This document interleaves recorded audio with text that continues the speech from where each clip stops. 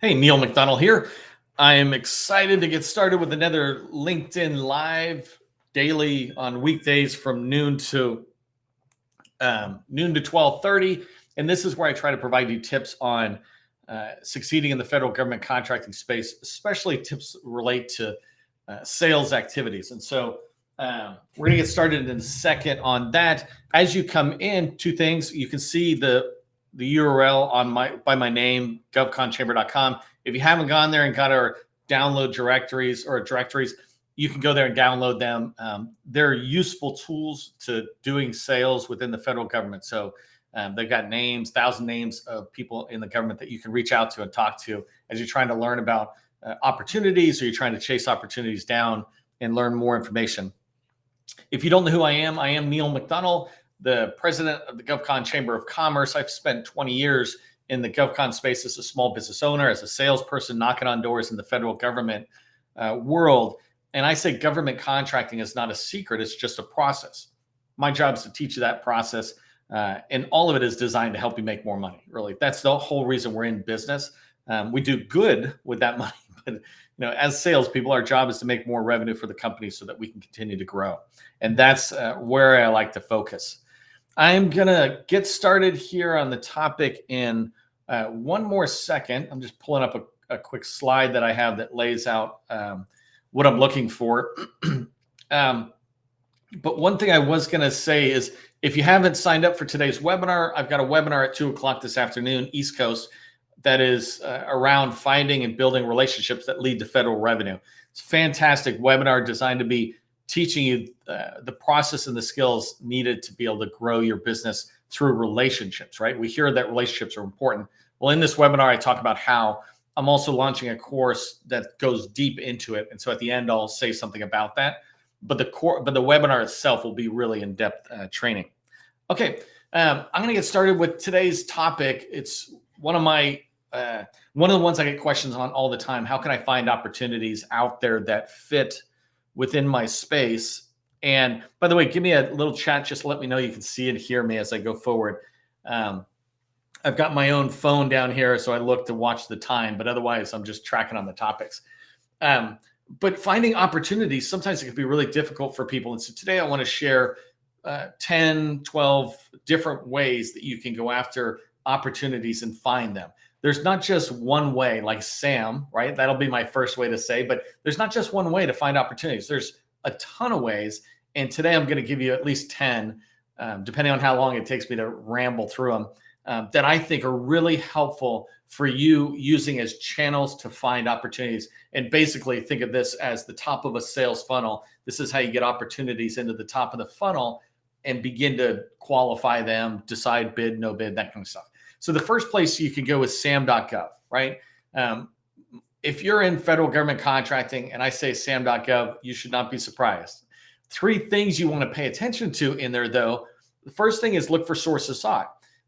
In there, you'll find sources sought, and this will give you a heads up about opportunities the government is thinking about. Sometimes RFIs and sources sought come out way in advance, a year or 2 years even. And other times they'll come out 60, 180 days or something before an opportunity. But sources sought are a leading indicator that an opportunity is coming out. And the opportunity, this is the second path in SAM, come out as RFPs, right? So you can go in, look at an RFP, and there you see an opportunity. And let me let me address a myth from just my perspective, because we all have our opinions. I've heard the line, and I've said the line, that if you see it in SAM, you're too late. I kind of agree with that from a general standpoint, but from my standpoint, I don't agree with it. And what I mean was, when I was running my company and it was just SharePoint, I didn't care if I saw it at the last minute in sam.gov. I've gone toe-to-toe with incumbents and pushed them out because our approach to SharePoint was better than theirs. We were more committed to being the very best at SharePoint. And even if there is an incumbent, we could push them out because we're so good at it. We had so much knowledge and we had such great experience. If you see it in SAM and you really don't have that level of strength that I just described, then don't go after an opportunity. But if you've got a sweet spot, ServiceNow, let's say you're the best at ServiceNow, looking at an RFP and seeing an opportunity, it's not a bad thing, because if you go look in some of the awarded contracts, often you'll find only 2 or 3 or 4 people competing. And sometimes those people who an opportunity is wired for might make a mistake. I heard somebody talking about a government or a construction opportunity they were going after, little shout out, and their team accidentally didn't submit it on time. So they were going to be a shoe-in, but they didn't submit it. Well, you could run into something like that. So don't write to responses that you don't have experience on. But if you're really, really good at something, go after it. Anyways, as a tangent. The third thing you want to do with sam.gov is look for awarded contracts.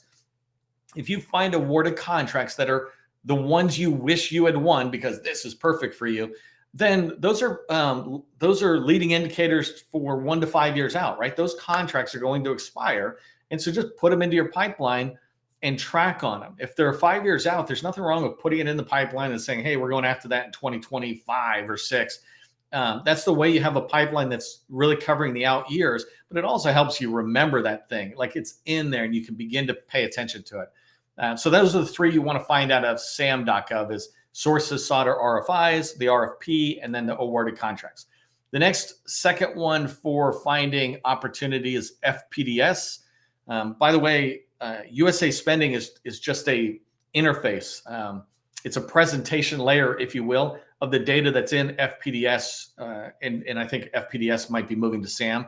But FPDS is the source for all awarded contracts that you have access to. There is all sorts of contracts you won't have access to, like the intelligence community doesn't put their information in there. But awarded contracts are in FPDS. And so just like with SAM, you can look at those to find expiring contracts, put them into your pipeline and start chasing them. And those are a great way to find opportunities that are in the out year if you do repeatable kind of work. Let's say you do lawn care service or janitorial service. Just go find those contracts that were awarded, put them into the hopper or into the pipeline, and you'll be able to track on them. The third one is bid boards. So DLA, as an example, has DIBs.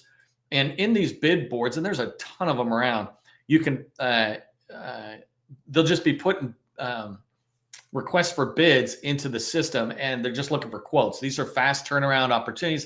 It tends to work really well for the manufacturing side of the house. You know, there's construction, there's services, and there's manufacturing. And manufacturing, think products, right? So these bid boards are perfect for that kind of activity. Not so much for those of us in the IT professional services. So looking at bid boards is a great way to find opportunities. And what I would do is, if you're focused on a particular agency, ask if they have a bid board that's being used. I know of certain places in the Navy where they use their own a bid board type thing. Maybe it's not officially called a bid board. You can find this often with simplified acquisition or micro purchases, something along the lines that is just a one-day turnaround on a proposal, or more importantly, a quote, or more accurately, a quote. All right, so the third one was bid boards. Fourth one is agency forecasts. Agency forecasts are where the federal government is trying to communicate to industry opportunities, or in their case, requirements that are coming down the pike in the next year, 2, 3, 4 years, and putting it out there. And they give you an estimate of the price, the NAICS code. Sometimes they put POCs. Not all agencies are good at this, and that just sucks, right? Be great if they actually did this, but who cares about them? The ones that do put out forecasts put out some really good forecasts, really helpful information. DHS is one of my favorite ones because they have a whole system in place that it's very easy to review their forecast. And so getting in there, seeing opportunities that fit in your sweet spot, it allows you to look at an opportunity that's coming down and chase that opportunity, perhaps with a point of contact as well, so that you can follow up saying, hey, I saw this opportunity on your forecast. Could I talk to you about it? Could you point me in the direction of maybe a program office that's running this, whatever.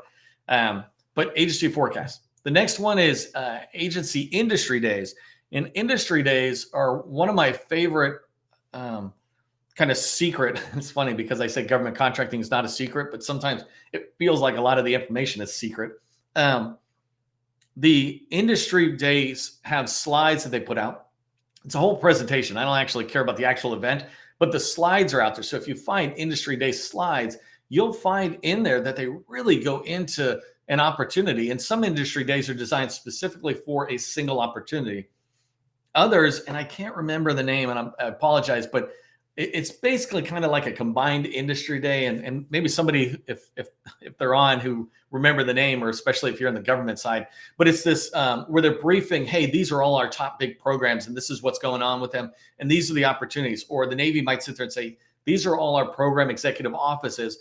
These are the opportunities coming out of them. It's kind of the equivalent of a forecast, but they put them out and they put in points of context. So it's perfect for you to be able to look at this and go, is this an opportunity at the initial level that fits for my company? If it does, I can pursue it. But you can find a lot of information on the industry day slides for opportunities that might fit for you.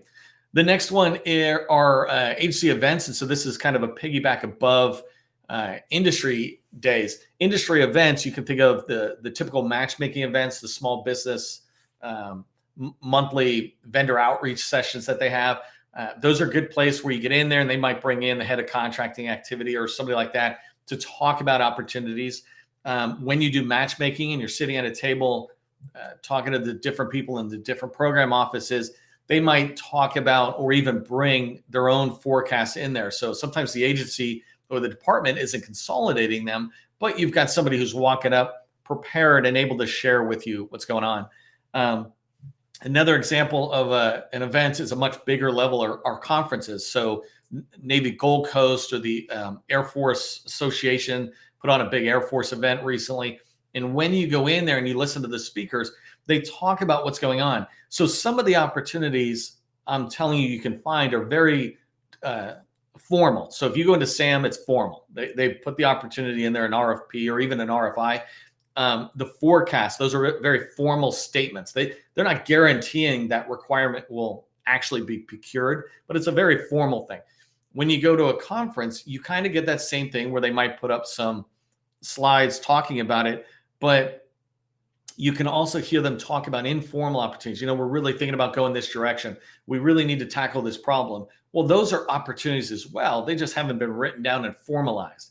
And if you've heard me talk about the acquisition lifecycle and shifting left, the farther left you shift into the requirements and the idea phase, the more chance you get to influence it. Well, at a conference, you get to hear about opportunities at that very earliest stage.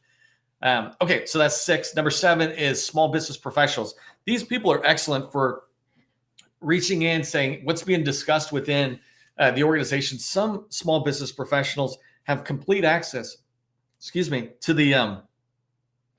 to the folks who are in their command. Let's say Naval Surface Warfare Center, Crane, right? Matt Burkett's out there as a small business professional, deputy small business director or something, but he is very aware of what's going on in the procurement lifecycle, and he hears about opportunities because basically all opportunities have to go through him if they're not going to be set aside for small, in particular, to get his insight. Or, do you think this should go full and open? Do you think smalls can do it or whatever? So he has very good access. Other small business professionals, maybe not so much aware of what's in there, but talking with your small business professional at your target agency, you'll hear about opportunities. That's why I talk about building a relationship with somebody like these guys and then maintaining that relationship, following up on a regular basis.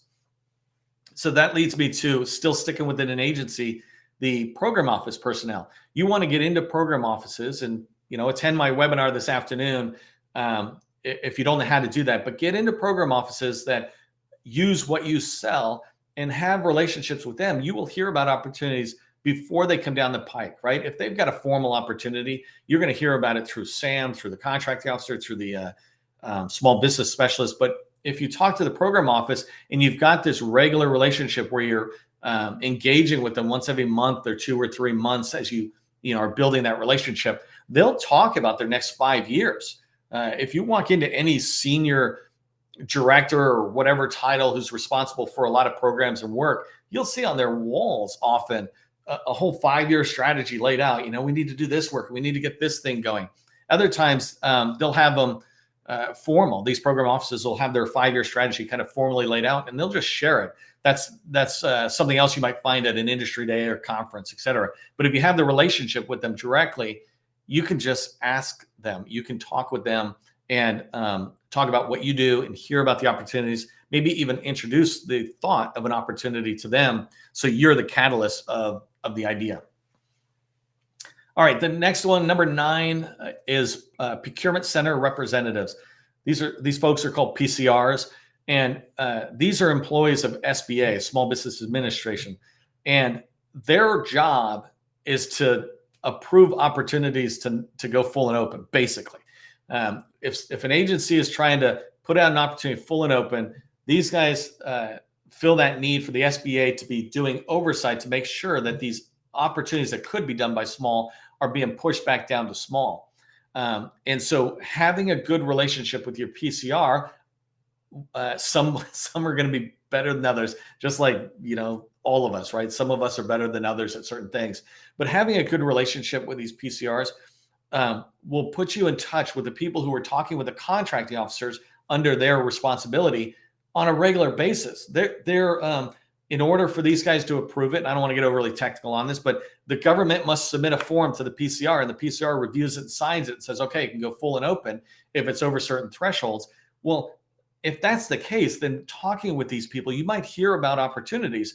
And if you've got a regular relationship with them where they remember who you are, if an opportunity is coming across the table that might go full and open, or it's being discussed at this early level, they'll remember who you are, and they might let you know about an opportunity. So these folks tend to deal with much bigger opportunities, right? Maybe not at the $1 million level, but more at the $100 million level, whatever, right? And so you'll hear about that longer before the opportunity actually drops if you maintain that relationship. Okay, so moving out of the SBA and sticking still with those counselors, these people I call some of the 7 mentors, but your PTAC counselor. If you don't have a relationship with your PTAC, get in there and have one today. Schedule a meeting, meet your PTAC counselor, begin to develop a relationship with them so that they know who you are, they can guide you. If you're early on, this is especially helpful, is that they'll help you identify bids and opportunities that are pushed out to you on a daily basis. This is part of their service, is this ability to stand it up. And so they'll push this stuff out to you, and you'll be able to hear about opportunities.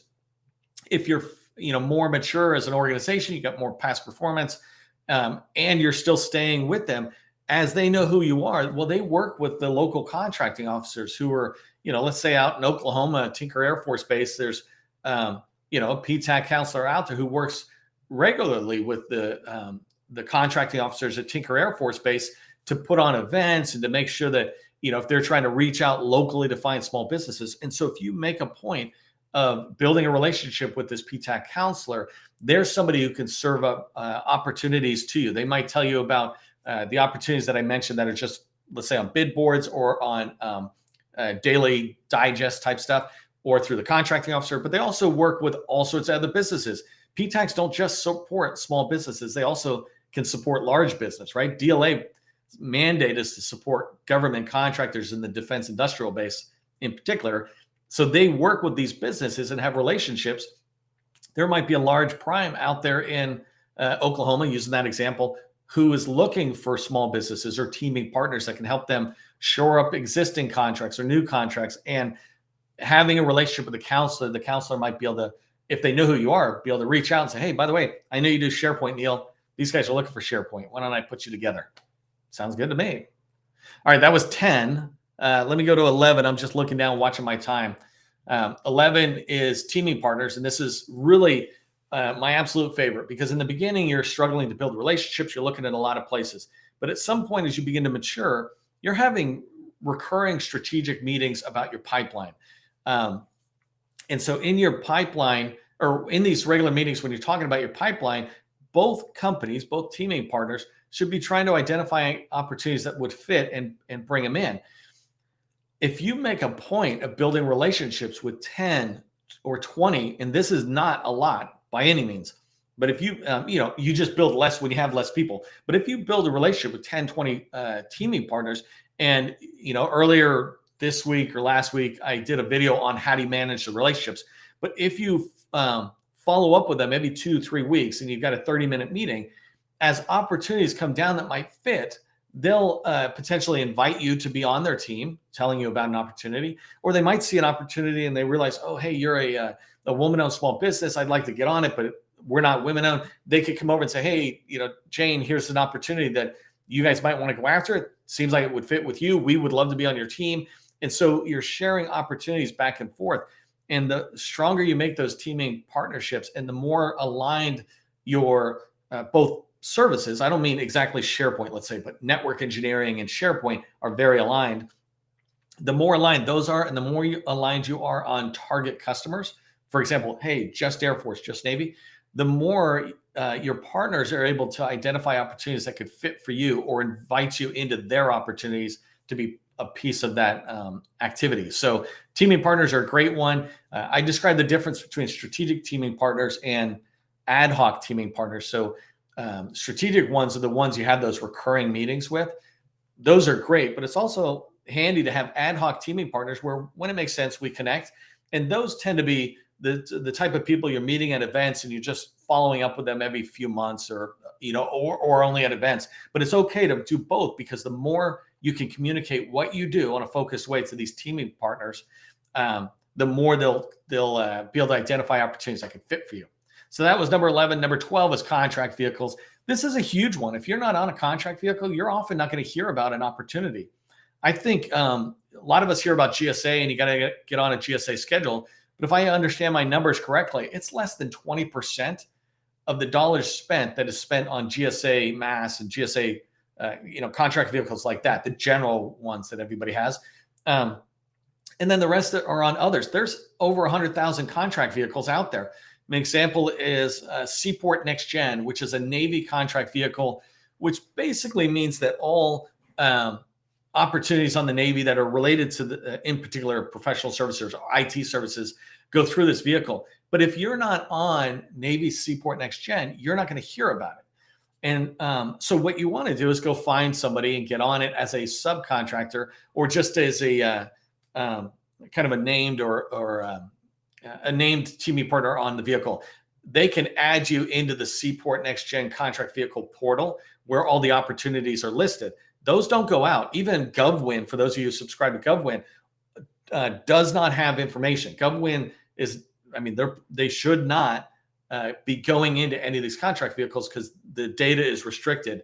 And so when you try to find Seaport Next Gen opportunities, they're not on places like GovWin, and that's just a subscription service that could find all the opportunities.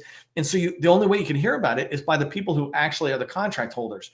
Now in Seaport, there's like 2,000 companies that are on that vehicle. So if you get somebody to add your name in, now you're getting notifications or you can go in there on a regular basis. So getting on a contract vehicle like that or having an agreement with a contract vehicle holder to be a unnamed teaming partner, meaning you participate at the task order, not at the vehicle level, you will be able to hear about opportunities. And so all these Navy opportunities that you did not hear about before, you can start hearing about.